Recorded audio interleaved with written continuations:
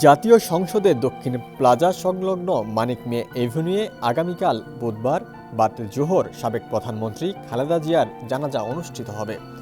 দাফন করা হবে চন্দ্রিমা উদ্যানে শহীদ রাষ্ট্রপতি জিয়াউর রহমানের কবরের পাশে।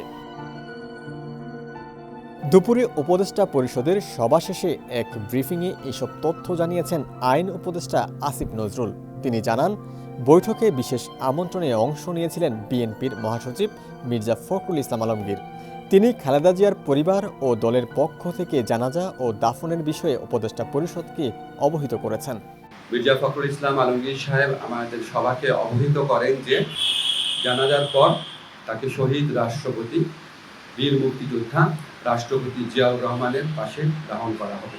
মঙ্গলবার উপদেষ্টা পরিষদের বিশেষ বৈঠক শুরু হয় 1 মিনিট নীরবতা পালনের মধ্য দিয়ে। আসিফ নজরুল বলেন, গোটা জাতির মতো সরকারে যারা আছেন তারাও শোকাহত।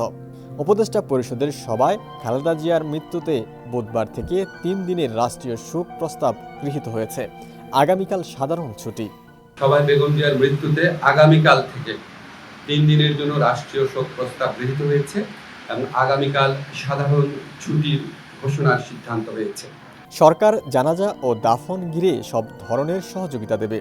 সভায় প্রধান উপদেষ্টা বেগম জিয়ার স্মৃতিচারণ করেন।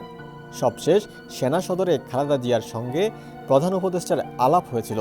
তিনি সভায় সেদিনের স্মৃতিচারণ করেন। আইন উপদেষ্টা বলেন, দেশের ইতিহাসে বেগম জিয়ার অবদান অবিনশ্বর হয়ে থাকবে। এমন একজন নেত্রীর চলে যাওয়াটা একটি বিশেষ মুহূর্ত। সবাই শোকাহত। সবার উচিত জানাজা ও দাফনে যথাযথ সম্মান প্রদর্শন ও শৃঙ্খলা বজায় রাখা। উপদেষ্টা পরিষদের সভায় সিদ্ধান্ত অনুযায়ী বিশ্বে বাংলাদেশের যত দূতাবাস ও হাই কমিশন আছে সেগুলোতে খালেদা জিয়ার মৃত্যুতে শোক বই খোলা হবে। এদিকে দুপুরে জাতির উদ্দেশ্যে দেওয়া ভাষণে প্রধান উপদেষ্টা অধ্যাপক মোহাম্মদ ইউনূস বলেছেন, সাবেক প্রধানমন্ত্রী ও বিএনপি চেয়ারপারসন খালেদা জিয়ার মৃত্যুতে গোটা জাতি আজ গভীর শোক ও বেদনায় আচ্ছন্ন। তার ইন্তেকালে আমরা এক মহান অভিভাবককে হারিয়েছি।